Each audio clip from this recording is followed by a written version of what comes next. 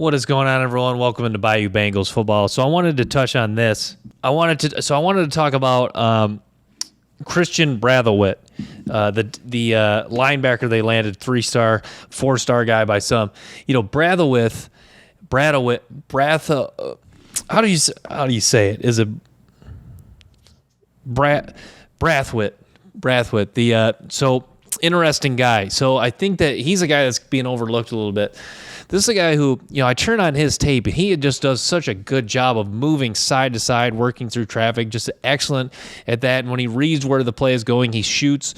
What's the term? Shoots his gun and just goes and makes a tackle. So I'm a big fan of this guy's game. I think he's an excellent football player. I think they're really onto something with this guy. And I noticed that Matt House recruited him. And what this says to me is, Matt House, I think this is where guys coaching in college that have an NFL background is a critical factor in recruiting. Because if you look at Matt House recruiting this guy when not a lot of other people were, I mean, obviously there still was Baylor, Texas Tech, but big time schools not recruiting him. I think this goes to show that, Matt House, with his NFL background coaching linebackers, he knows the key critical factors to look for in a linebacker. And I think he sees a lot of those in Christian, Brathwaite. So to me, I think this is a guy that maybe doesn't play right away, but Matt House did did give him a compliment that he sounds like one of these guys that's doing really well right now in camp. So this is a guy I'm excited to see how his career kind of unfolds. We'll see if he makes any sort of an impact this year in year one. But yeah, I think he's a really good player, and I think he's got a skill set that you can really build around. Was hurt his junior year. I think maybe that hurt his recruiting process a little bit, played just 4 games, but yeah, talented guy, as far as working through traffic, and just looks so comfortable playing the linebacker position. I'm a fan of what this guy can do. See how this guy is. A couple things, see how his career unfolds, and does he play at all this year? Perkins, Spate's going to be the main guys at linebacker, but don't sleep on this guy. So that leads me to the next guy I want to talk about, another incoming linebacker. That is Whit Weeks. Whit Weeks, you watch Whit Weeks' tape, and immediately just by looking at him, you go, this guy really stands out. Lean, strong, athletic, muscular. The guy just looks like an athlete. Like if you went to his high school and you saw him walk in the hallway, you probably would know he's an athlete that's probably going to play D1. That's just the type of guy this guy looks like. And he's got a really good skill set. I love the way he does a lot of things like Brathwaite. He does a good job of working through traffic. And he can really time up the snap and shoot into the backfield, not only when he's blitzing, but when there is a run play. Like, he has the ability to just burst in the backfield and blow up outside zone run plays. And not just outside zone run plays, but outside run plays in general. So Whit Weeks, I think this is a guy, I think him and Brathwaite, I would say, if I had to guess, I think are a year away. I think they need to bulk up, get in the weight room some more. But they are really talented football players, and they are guys that I think, if you flash forward to maybe 2 years down the road, I think you'll probably see Brathwaite and Whit Weeks both starting in the linebacker position for LSU. I think these guys have the ability to become starters and become impact players at the linebacker position for LSU. But yeah, Whit Weeks, such a great athlete. They played him at running back too. Excellent running back, excellent linebacker, which he's going to play at LSU, and it showed the ability to catch the ball too. So just you can tell just watching his high school tape. Like if you went to his game, you can tell he's the best athlete on the field. His brother Wes Week transferred this year, so Wes Weeks could be in the mix for the linebacker rotation. He's more mature physically and is more experienced playing football at the collegiate level. So. Got both the Weeks brothers, Greg Penn, another guy in the linebacking core, kind of sticking to the linebacking core. They need Greg Penn to continue to get better. Sounds like he is a little leaner this year, moving better. That's what I know. There is some stiffness to Greg Penn's game.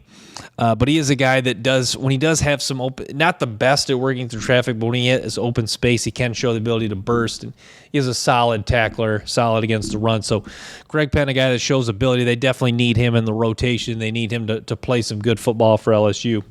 So, yeah, I mean, the more you kind of look, the more you kind of dive deep into the linebacking core, they are going to go, deeper than just Omar, Spates, and Perkins. Whit Weeks, Brathwaite. Not only are they set this year overall depth-wise and backups, I think they are set for the future with guys like Whit Weeks and Brathwaite. So, yeah, it's cool that Matt House shouted out both those guys. So, Matt House seems like a genuine guy. He seems like an honest guy. So I don't think he would shout out any guys unless they were really making an impact and doing some nice things. So, but he also, Deshaun Womack's another guy that is a popular topic of conversation just because he's a 5-star guy from a big-time high school program out in Maryland. But, Womack just – the speed off the edge is evident in his game. The burst and ability to burst in the backfield, disrupt read option plays.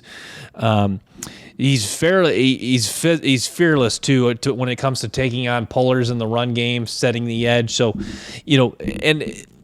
has solid strength. He shows enough strength where he can generate speed to power.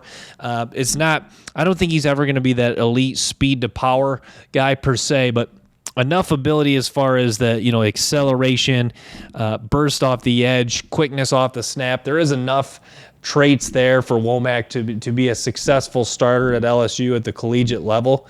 Do I think his game necessarily maybe translates to the NFL? Obviously, that's what you see in high school you can project to the NFL, but I think that's a further down the road, and it's irrelevant as far as talking LSU football. But I guess it's somewhat relevant in the sense that, he's probably not going to be an NFL caliber guy, but as far as a good college player, I kind of get vibes of maybe Markevius Wingo, Sam Montgomery, guys that were, solid defensive end edge rushers, Arden Key, guys, that had some good traits and became good, solid players for LSU at the collegiate level, but maybe didn't really project well to the NFL. I kind of get vibes of that from Deshaun Womack. I think there was one scout that actually compared him to either Montgomery or Mingo. So I kind of, that is who he reminds me of a little bit. But yeah, Jalen Lee too, defensive tackle, guy that's probably going to primarily at Florida. When I was watching some tape, they kind of lined up in a true zero tech. I think he is going to be a 0-1 tech. I think that's where he really fits. Maybe he can play some 2 technique if they need him to. But yeah, Jalen Lee was praised by Matt House. Lee, a guy who big physical presence, 6'3", 300 pounds, has some pretty good. Actually shows some pretty good quickness off the ball, plays with solid leverage, is explosive when he isn't coming in to engage blockers. Part of that is the combination of the leverage and the quickness that he generates off the snap. Does show some solid bursts, a physical wrap-up tackler. I think in one-on-one situations, he does have enough ability to win. I don't think there's enough strength overall and just complete ability to disrupt where you're comfortable with him taking on double teams consistently and doing some 2-gapping. I think that's asking a little too much for him. But as far as winning one-on-one out of the true zero technique, being stout against the run, making tackles, I think that's where Jalen Lee is going to thrive for LSU. And a guy that has 3 years experience playing in the SEC level at Florida, was originally a Louisiana native. So yeah, I like Jalen Lee. He's a guy that the more I watch him, the more I start to like him. He's a guy that when you first turn on the tape, you go, this is a guy that was a higher recruit, but then, you have to see, once you see some more and more plays, you kind of get more and more comfortable making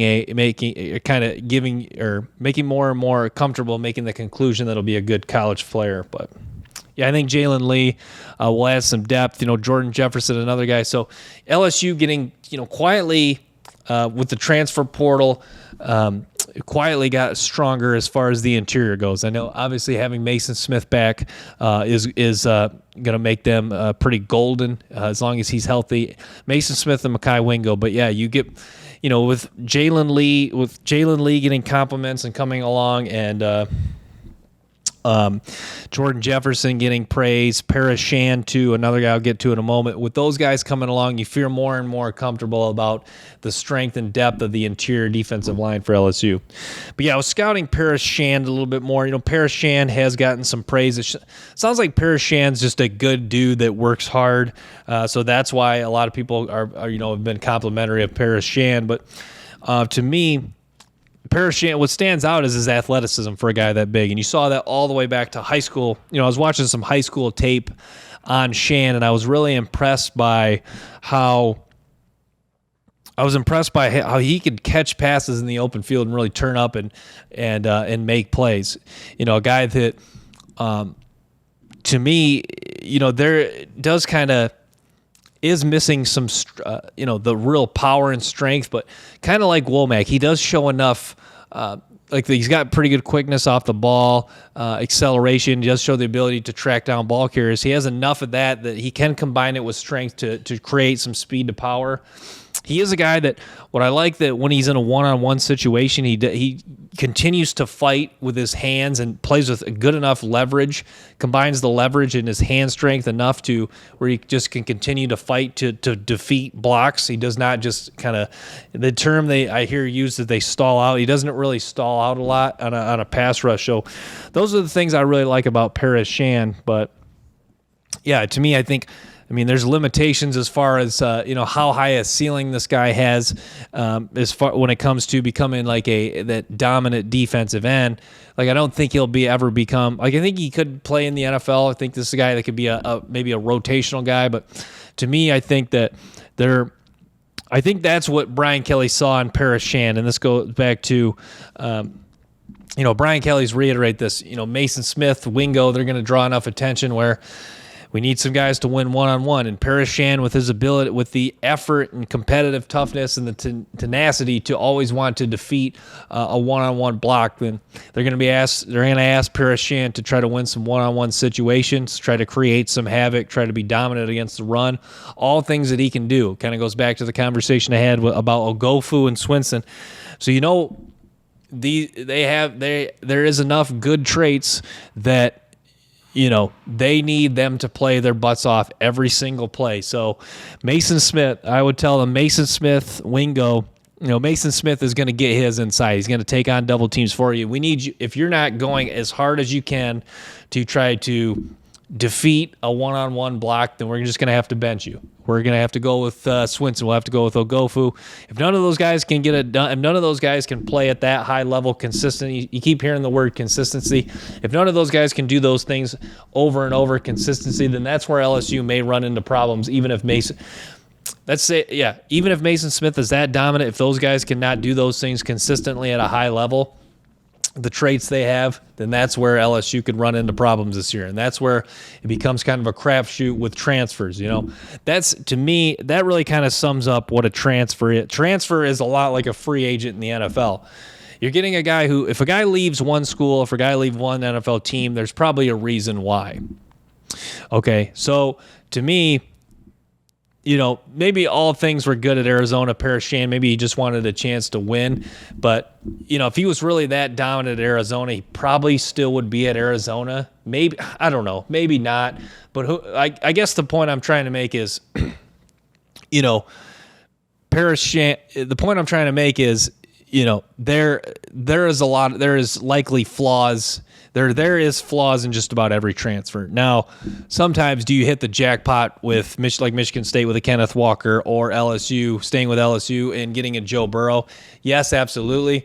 But also, Joe Burrow was kind of a guy that just continued to improve. And also, Kenneth Walker was a guy who just, didn't really quite get his opportunity. So to me, transfers, you kind of, like LSU knows what they're getting in transfers. You got to believe that, as much as I trust the scouting department or the scouting LSU has, not just Brian Kelly, but their assistants, I'm sure they know the limitations for the most part of these guys.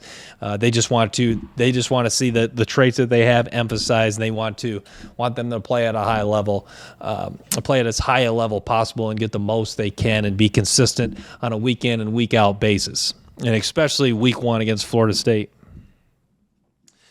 So Kamora and Pimpton. So, the more I watch of Pimpton, I like Pimpton's game for the most part. I think that, Pimpton is a guy who he is who he is. And what I mean by that is I don't think, you look at him, you go 4-star. If you just look at a couple things with him, 4-star, 6'6", you immediately start to get maybe a little too excited about his potential just based off of hearing those two things. But when you watch his game, though, I feel like there's going to be some things that hold him back maybe at the college level.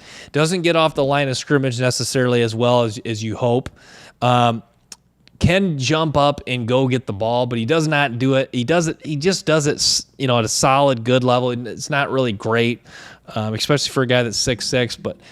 And then, does have the ability to adjust his body, go down low and make catches down low, but he doesn't necessarily do it at a high level. So, I would say, getting off the snap is, probably is average to below average. And then he just has a lot of solid, good traits. I think that's, I don't want to rip on Vanderbilt, but maybe that's why he was committed to Vanderbilt at one point, because, I think a lot of schools understood that, even at 6'6", this guy probably does have a high floor, but with some of the traits lacking, he's got a limited ceiling. But some of the positives though on Pimpton, I'll say this: can work the middle of the field.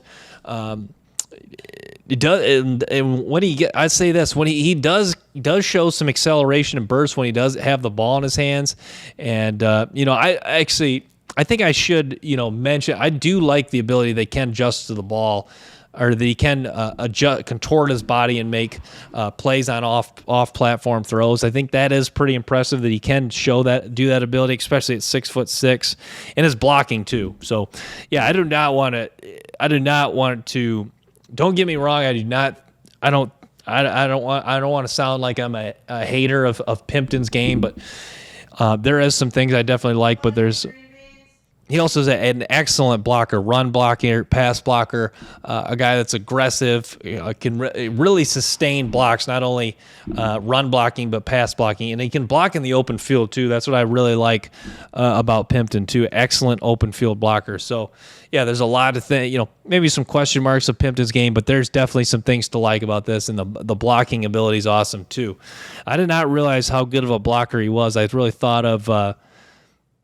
So I thought Markway was mostly the blocker, but you look at Pimpton. Pimpton is a really good blocker in his own right too. So you got him, Markway, the junior college transfer too, Gilbreath. So yeah, LSU is going to be set blocking wise. I think that was an excellent plan LSU had. So Mason Taylor is such an exceptional receiving talent that even if he has limitations as a blocker, we still have to get him on the field. But why not go out and get some depth at tight end, get some depth in guys that can block? Like I've touched on, I think it's an excellent strategy. So,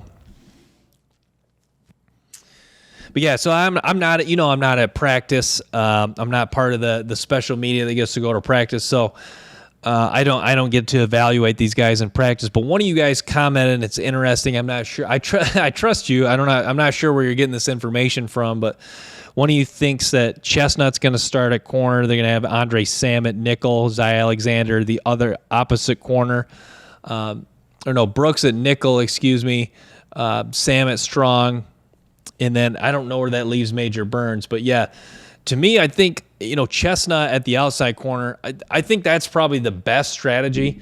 Chestnut on the outside. Chestnut, you watch his game, this guy that really thrives in zone coverage, and he reads screen plays so well. I think I was shocked. This is a guy who, what's interesting about Chestnut, you watch, and he comes up to make tackles. He looks like he's out of control, but somehow still breaks down and makes a tackle. It's interesting. And he reads plays he reads plays so quickly that I think it almost makes him look like he's more quicker and has more burst than he really does. So that's what I really like about Chestnut's game. But yeah, I think that, he's a guy that, like I touched on, excels in zone coverage, got good height, length, can make plays on the ball, and he can stay behind wide receivers in zone coverage too. That's what I really like about Deuce Chestnut. So yeah, I think Chestnut's got a really bright future for LSU, and it looks like he's going to be one of the starting corners. And a guy that continues to get praise. Like I touched on, had a really nice practice the other day. But yeah, Andre Sam. I was glad a reporter asked about Andre Sam. I've touched on Sam. I think that he's too talented to not get on the field. He just brings such a toughness, a competitive toughness, ability to blitz off the edge. Just does so many things well that I have a hard time believing they're going to keep him off the field. So yeah, Andre Sam, and like I've watched his tape against Notre Dame. He was so impactful just in that first quarter against Notre Dame alone. So. Andre Sam, a guy to watch. I know I'm not going to talk too much about the secondary because I've talked about their secondary quite a bit, but it's going to be really good this year. Or it's going to be I should say it's going to be fascinating to watch, and it does have the potential to be good. But yeah, and then let's see what else I wanted to discuss. Yeah, I think for LSU this year, Matt House did emphasize they're going to need to create turnovers. He referenced Illinois this past year. Illinois did a good job of creating turnovers, and yeah, I think he's right on that LSU needs to create more turnovers, get off the field on third down. But yeah, I think that if I was a coach, I'd be very conservative. I would just love punts, 3 and outs. And LSU wants to do those things too, but it seems like in the modern era, coaches are stressing to create takeaways more and more. So I think that if most teams are stressing that, why not just why not just make it an emphasis too? And I know Oklahoma State was like this years ago. They'd have practice where we would emphasize creating turnovers because 3 and outs punts are awesome, but yeah, sometimes the momentum of a turnover can be really key. And LSU expecting to be in some close games this year. Some of those, a key late turnover in a game could really make a huge difference for LSU. So I like that Matt House is stressing that. And part of that, that's one of those things you can work on. But part of that kind of goes, having elite game changers like Perkins, Mason Smith, that kind of goes along with turnovers because, if you have a guy coming off the edge as aggressively and as fast as Harold Perkins, that's going to lead to strip sacks, fumbles, and then, recruiting elite defensive backs, getting elite, like Isaiah Alexander, if he becomes that guy in the secondary, then you can, create those interceptions. So to me, having elite game changers on the defensive side of the ball is part of, is a critical part of creating turnovers, but obviously you can still work on it in practice. Obviously a lot of your, your solid starters, your hustle guys can do some things to create turnovers, and a lot of it is kind of effort driven at times. Like you see a lot of guys go get a fumble because they're involved in a assisted tackle where they strip the ball out, or they chase a guy down from behind and swipe up and knock the ball out. It's plays like that are really critical. And if you can make, you don't want to dedicate too much time because the college practice time is a little bit more strict now. It's not, you don't have as much, 2-a-days aren't a thing anymore. So, if you can make time to emphasize turnovers and do drills for that, I think that's really big.